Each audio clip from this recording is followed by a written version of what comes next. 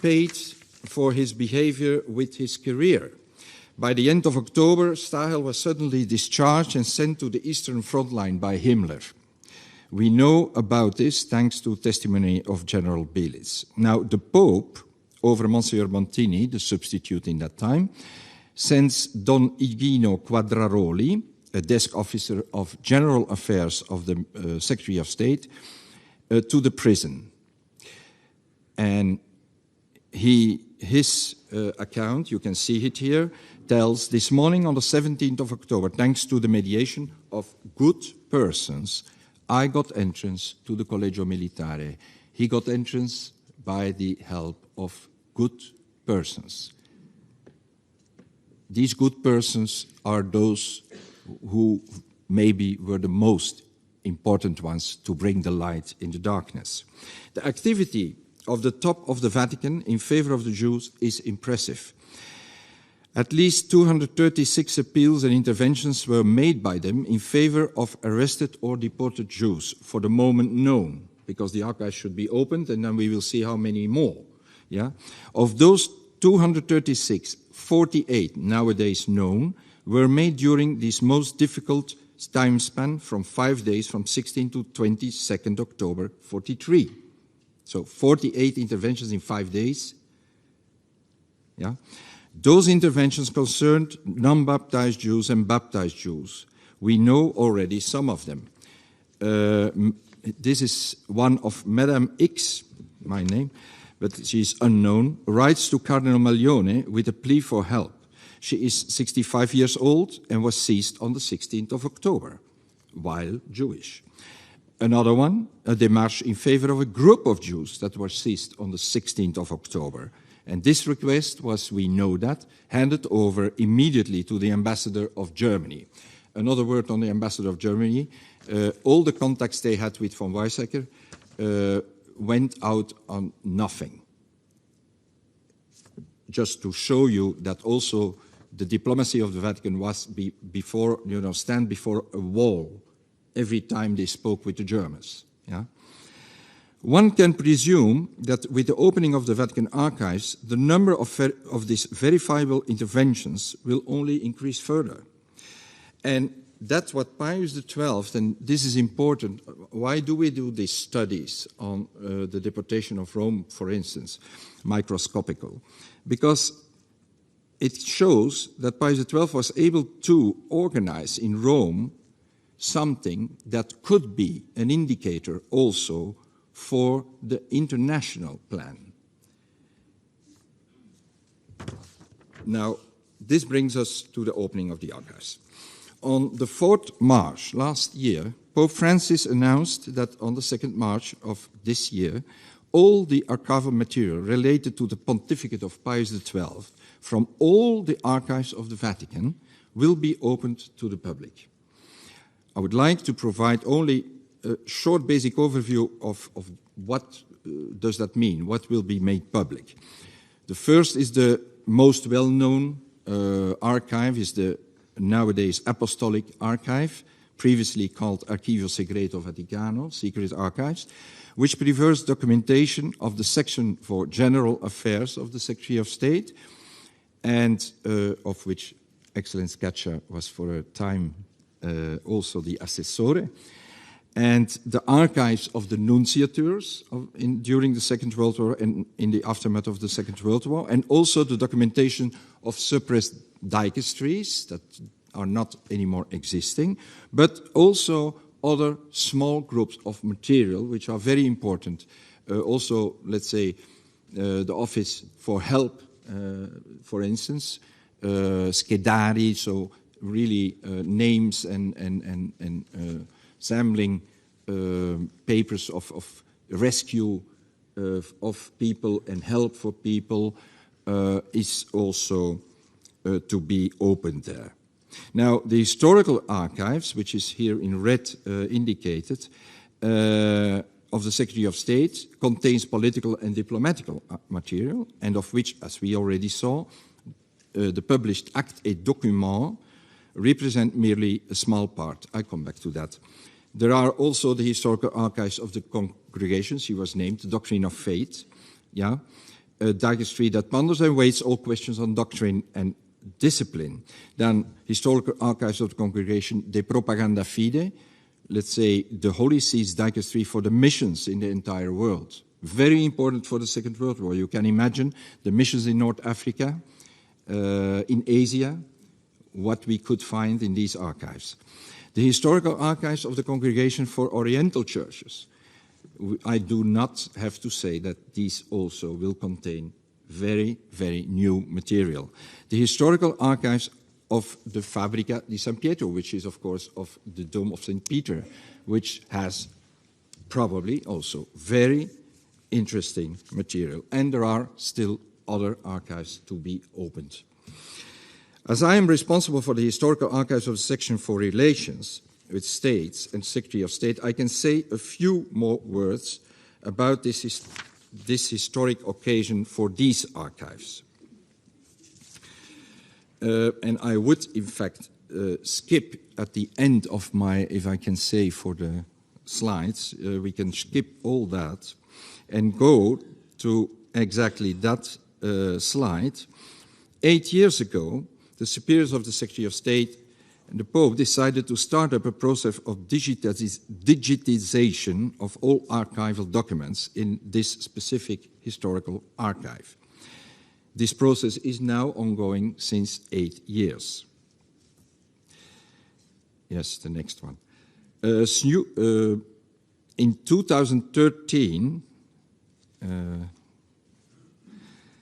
at the start of Pope Francis' pontificate, a suitable new modern study room on the ground floor of the Renaissance Borgia Tower was opened to researchers. And at the upcoming opening on the 2nd of March this year, in this historical archive alone, about 1,300,000 digital documents with an interfaced inventory will be released immediately, covering complete archival series for the years 39 till 48, so covering the whole Second World War and the aftermath.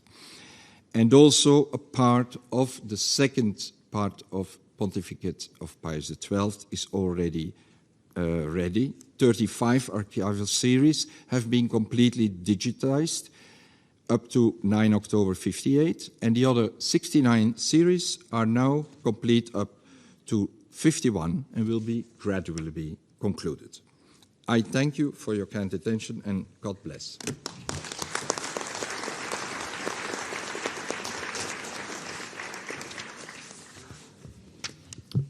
Thank you, Professor, for your presentation. I'm sure I was not the only one in the room fascinated to hear you present about the release of all this information, the opening of the archives related to the Second World War.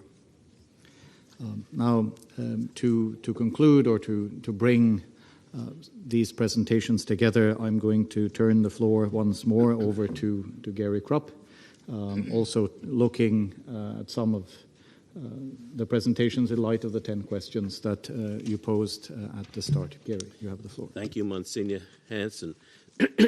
My remarks at the beginning of today's event, I set forth questions that today's event was supposed to have answered. Because we've covered a lot of ground and it's been introduced in so many documents, it's good to review what we did and how we did. My first question asked, what was the approach of the Holy See and the Catholic Church to the horror of the Holocaust? To some extent, all of our panelists addressed this question, but looking most closely at the presentation of Dr. Hesseman, Professor Yagil, and Mark Riebling, we see that the Holy See provided sanctuary to victims, military information to the Allies, and the Pope was willing to go so far as to involve in an attempted overthrow of Adolf Hitler. This is a great deal more than the Church typically is given credit for, and it's one reason why too many people question the role of the Church and the Pope at this time. My second question was about whether the future Pius XII and the Catholic Church was silent about the dangers of Nazism. Dr. Hesseman, Professor Napolitano, Professor Ix showed that clearly he was not. The future Pope recognized the dangers of National Socialism and warned others about them. He did this in reports to his superiors and later did so publicly in scores of diplomatic messages. He also did so through a significant hand in the strong condemnations issued by his predecessor, Pope Pius XI, and the Church was not silent. Third, I asked whether the Holy See officially recognized the Nazi regime by signing a concordat with Germany in 1933. Professor Napolitano answered this question thoroughly, and the other speakers touched on it. The agreement signed by the Holy See with Germany was not a recognition of the regime, but was an agreement with a nation, something that came after the regime had reached agreements with France, England, Italy, and the Soviet Union, and had been recognized by the League of Nations. After the fall of Nazism, it has been renewed and remains in effect to this very day. The Concordat was very important in providing a basis for protecting Jews with baptismal certificates because it defined Judaism as a faith and not a race. So while Hitler may have played up the Concordat within Germany, it was not a mark of approval from the Church. Fourth, I asked, what was the Nazi opinion of the Catholic Church and why did Hitler target it for destruction? Almost all our speakers set forth reasons why Hitler and the Nazis hated the Catholic Church, but Dr. Hesseman faced it most directly. Clearly, the Nazis despised the Church and Pius XII, and should now be clear that they had no cause to do so. Fifth, I queried whether Pope Pius XII was an anti-Semite and why he didn't protest with forceful public condemnations of the killing of the Jews. And the answer came from multiple sources. As Dr. Hesseman has illustrated, he was a friend of the Jews and a forceful defender of the Jewish community. He was deeply involved in a plot to overthrow Hitler and mandated that those around him who could shelter Jews should do so. As was discussed, however, he learned early on that the public words would not influence the Nazis in a positive manner. In fact, those closest to the matter and the Allied military asked the Pope to withhold his statements lest they lead to greater harm. Clearly, he was not an anti-Semite, and although he prudently kept his mouth shut, but his actions spoke very loudly. My sixth question was about the accuracy of Pinchas Lapida's estimate that the Catholic Church saved between 847,000 and 882,000 Jews, and if so, whether these life-saving actions of the Catholic clergy, the religious, and individuals were connected to directives of the Vatican and Pius XII. The scholars all agree that the figure is at least what Lapida estimates, and new research indicates that the number may be considerably higher. Moreover, as both oral testimonies and written documents confirm, Vatican and papal directives were indeed behind these initiatives. Thus, Lapida's conclusion about a quarter of the Jews alive today can trace their fate back to the ancestors who were saved by the Vatican of Pope Pius XII, and that has been validated. My seventh question related to the events of October 16, 1943, where 1,259 Jews were rounded up and 1,030 were sent to Auschwitz. I wanted to hear about the actions of the Pope on that terrible day. Professor Ix and Dr. Hesseman showed us how the Vatican went into high gear, pursuing 3 different diplomatic avenues to try and stop the roundup. Dr. Hesseman showed us that the documents that Pius XII, his direct actions through his nephew Carlo Pacelli, succeeded in ending the arrest on 2 o'clock that afternoon. I stated that Pius XII used German military to fear of Vatican invasion to force an end of the arrest. After Pius's actions, there were no more roundups of the Jews of Rome. Unfortunately, all but 16 of the 1,030 deported Jews died in captivity. Moreover, more Roman Jews survived the war in the Vatican or other church properties. First-hand accounts show us that this was done by order of Pope Pius XII. Professor Rischlach and I was shown a document in the Rome from the letters of Montini. This is still under seal, so I was not allowed to take a picture of it or do anything with it. But it showed how on September 6, 1943, the Pope called all the cardinals together, and he said, I'm going to be arrested and probably killed. In my desk is my letter of resignation, because when anybody enters Vatican state territory, you're immediately to leave and form a government in exile and elect a new pope. Eighth, was the Holy See complicit with aiding Nazis to escape punishment? There were some notorious churchmen who did indeed help Nazis to escape justice. The evidence also shows, however, that these were rare exceptions and that such activities did not reach the high levels of the church. In fact, after the war, the church played a key role in helping victims return home or move on to new locations. That some Nazis took advantage of those programs cannot be fairly held against the church. Its record of work with displaced persons is remarkable. Ninth, I asked, how, why, and when did the esteem of the life-saving actions taken during the Holocaust by the Holy See and Pope Pius XII begin to change? Professor Rishlak told us about the massive disinformation campaign run by the Soviets in order to discredit the Pope, the Church, and religion in general. Rishlak co-authored a book with Soviet bloc agents who directed parts of that campaign. It was strategic disinformation, not honest scholarship, and it culminated in Pius XII's reputation a few years after his death. My last question concerned what we can expect from the Vatican archives that Pope Francis has ordered open in 36 days. On March 2nd, Professor Ix described that all the archives from the entire pontificate of Pope Pius XII will be open to scholars, and several of our panelists noted what they're going to find, anticipating that will only strengthen their arguments. The reason this has taken so much time, is that there have been literally millions of pages that have to be summarized and cataloged, and the opening in March will shed further light on the truth of Pope Pius XII and the Church during the Holocaust. And thank you very much for your kind attention to Monsignor Hansen.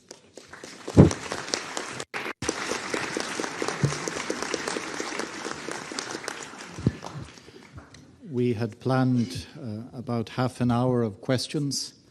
We have 3 minutes and 17 seconds. Unsurprisingly, there were a lot of questions that came in. I will start in the order that they came to the email, and I would ask the panelists who will get these questions to be extremely precise and concise. We sadly have to finish the event at 6 p.m., due also to the austerity measures here at the United Nations. So at 6 p.m. we have to close, unfortunately. So many things, so many interesting things and presentations were heard this afternoon. We understand that there are a lot of questions. Sadly, we've run out of time. But here we go, 3 minutes and 17 seconds. So first for Dr. Hesemann. Have any authors or experts that advanced the thesis that Pius XII was complicit in the Holocaust reversed course in light of new documents and information? Indeed, several of them, including Cornwall, do not stand behind their original attacks against Pius XII because the documents are just overwhelming and so clear. But we expect still everybody is hiding between let's see what the Vatican archives will reveal. But now there's no excuse anymore. In 1 month, the archives open, and then the situation is clear. That's the end of the campaign against Pius XII. Your translations are necessary for the next one, Professor Yagil. The question, 2 parts. Why does Yad Vashem in Israel, the Holocaust Memorial, have such a negative portrayal of Pius XII? Has this portrayal changed at all in light of more recent revelations? The answer in French.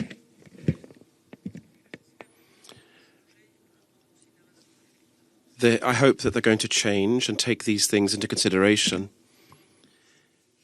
If we look at the website of Yad Vashem, in the new presentation of Pius XII, there's already a change.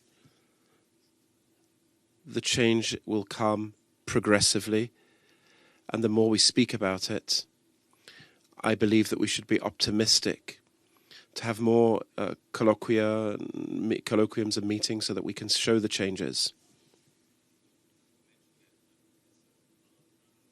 Mr. Tornielli went to Jerusalem, had a conference in 2009, where they debated this. And right after that event, Yad Vashem officially changed the original placard, which was extremely negative, to one which is now more moderate.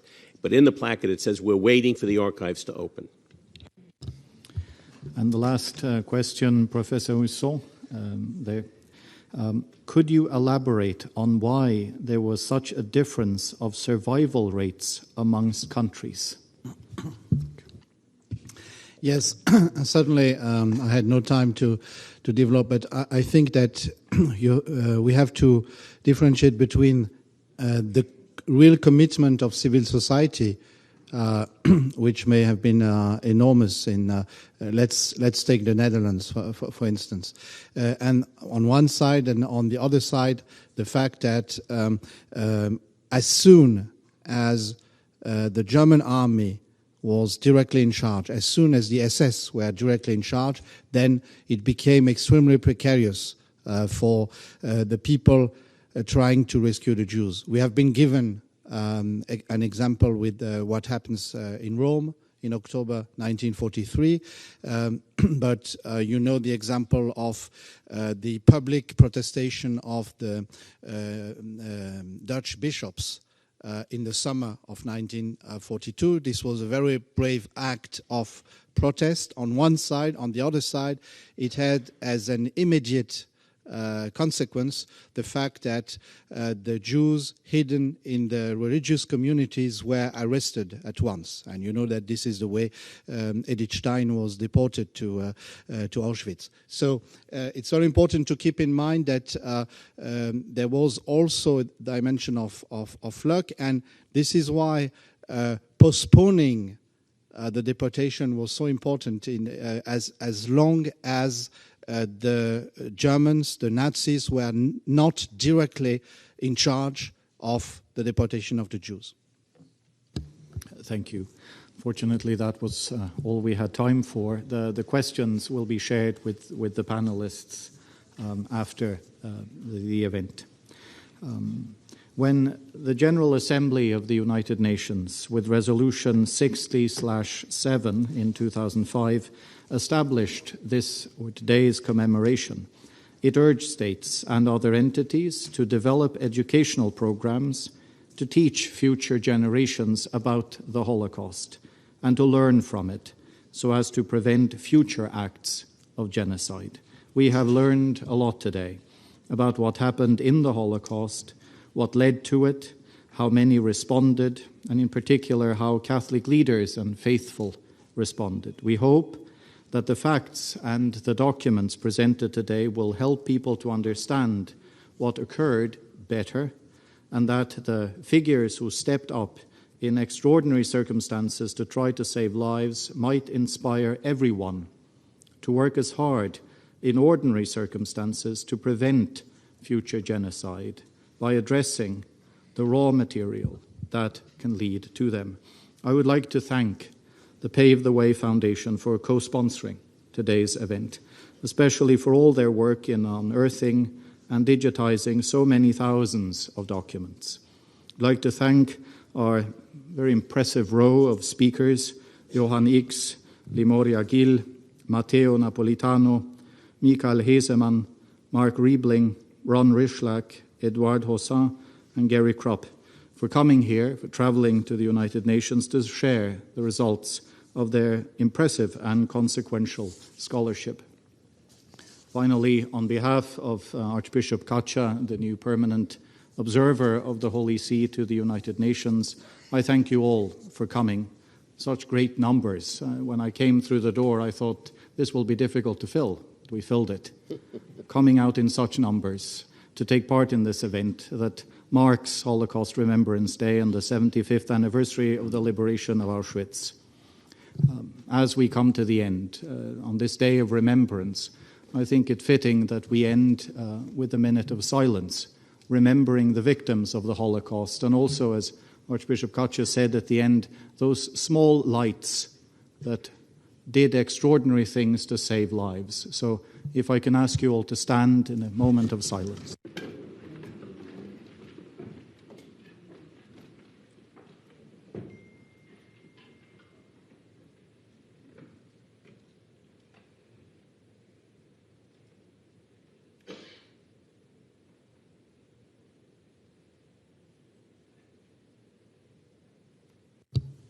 Thank you all for coming, and have a blessed evening.